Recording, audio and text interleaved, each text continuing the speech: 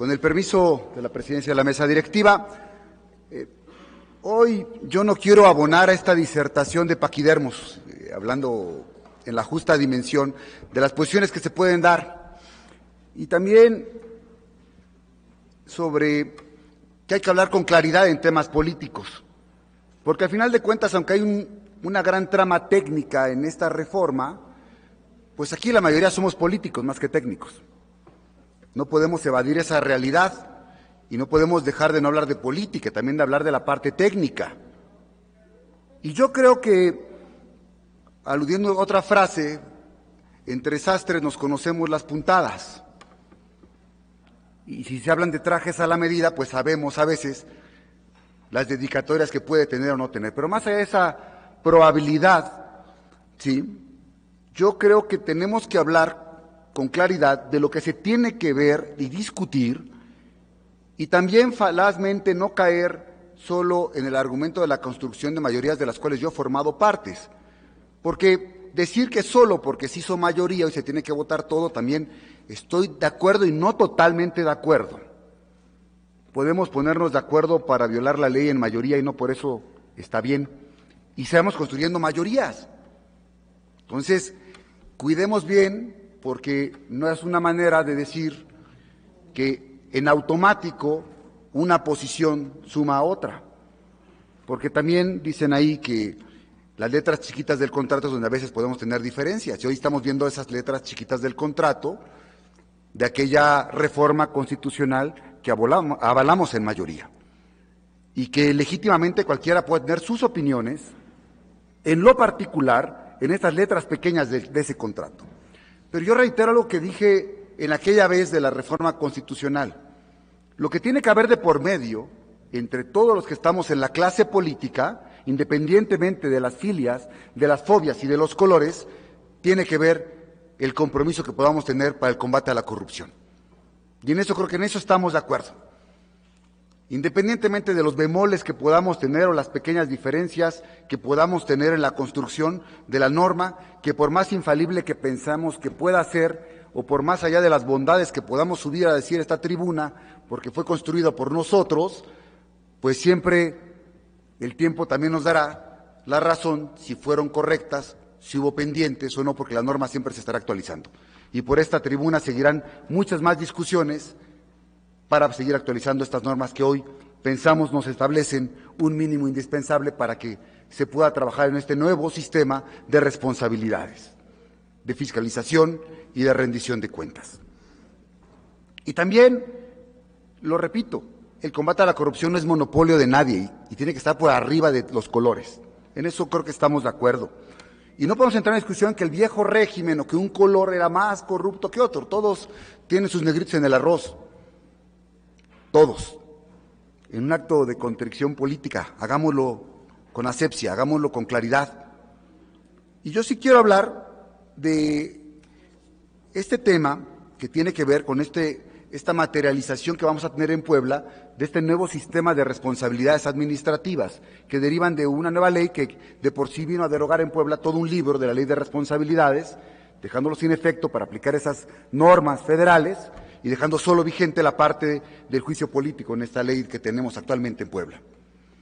Y esta nueva ley, porque antes fincaba una responsabilidad de un probable acto de corrupción o de un error en el desempeño de la función pública, era un camino interminable que lo que hacía era que cayéramos en actos de impunidad, en cosas que acababan prescribiendo porque no se llegaba al fondo.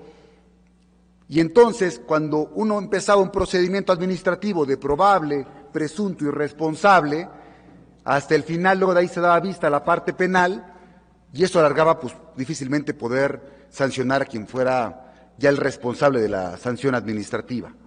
Hoy, con esta reforma, que no lo decimos acá, pero forma parte de este sistema a nivel nacional, corren paralelamente las dos vías. La vía penal corre paralelamente a la vía administrativa. Y es más, de la propia carpeta de investigación que se puede hacer una probable responsabilidad, se puede tomar información que puede enriquecer la propia investigación administrativa y de manera inversa. Y eso permite que de dos vías se pueda robustecer una investigación para saber quién se equivocó, quién fue responsable, quién pudo causar o no un daño patrimonial. Y yo creo que esa es la parte que es importante. También en la reforma, algo que yo veo que es importante, es ver que la fiscalización antes solo se revisaba el ejercicio del gasto. Si un ente fiscalizador, municipio o gobierno, tenía 10 pesos, se le revisaba que se gastara 10 pesos. Luego se evolucionó a revisar que tenían que esos 10 pesos tener una correlación con el avance programático para ver que se cumplía con un objetivo. Pero hoy se incorpora un nuevo concepto en esta reforma, que es el cuidar el patrimonio. Y en la fiscalización también se tiene que ver la revisión y el cuidado del patrimonio, porque al final de cuentas el patrimonio de los municipios y del Estado no es de quien lo administra, es de todos los poblanos. Y no es válido que cuando viene un cambio de gobierno, pues se va el gobierno saliente, vende los vehículos, vende las patrullas, por hacerle la maldad al que llega, sea o no del mismo color, y no hay responsabilidad. Y no hay un proceso de desincorporación, y no hay una manera de decir cómo esos bienes forman parte del patrimonio o si ingresó un recurso por esa desincorporación de los bienes. Eso es algo que hoy tenemos que ver que está aquí. Y el tema de la evaluación del desempeño, que ya claramente acaba de decir el diputado Estefan, es algo que se incorpora, que viene desde la Ley General de Contabilidad Gubernamental, que obliga a todos los entes fiscalizadores que debemos de cumplir metas y que haya una relación entre el gasto y el plan para que no se empiece a gastar en ideas locas que tengan los gobernantes y que nada tienen que ver con la planeación que ellos mismos aprobaron en sus órganos de gobierno. Yo creo que en la parte de la política y la administración es muy difícil separarlas, porque están íntimamente relacionadas. Porque al final de cuentas todas las decisiones políticas acaban con aplicación en el ámbito administrativo. Todas. Y entonces, pues, es difícil separarlas en el discurso, es difícil hablarlas, pero tenemos que dar garantías, y algo que yo creo que tiene que ver con política, con este sistema, es la inclusión de las 2/3 partes para nombrar a la unidad unidad técnica que va a revisar a la auditoría. ¿Por qué? Porque fijar un porcentaje de 2/3 partes no tiene que ver con una coyuntura, sino tiene que ver con una visión a largo plazo de que independientemente de lo que pase en este Congreso, hay garantías, que tiene que haber diálogo, porque así como tan fácil pues, sería ponerlo, también tiene que tener ese requisito de 2/3 partes para removerlo. Y entonces no quien llega a construir una minoría o mayoría al ras pueda llegar y cambiar las reglas del juego y tirar las instituciones.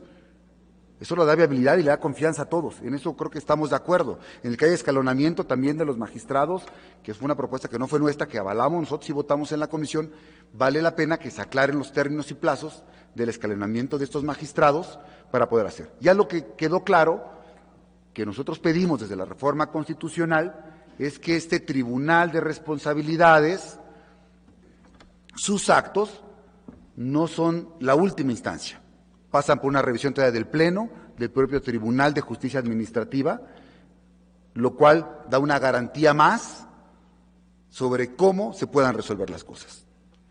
Sin duda, aquí habrá más disertaciones, a favor o en contra, con argumentos sobre temas específicos o sobre temas generales.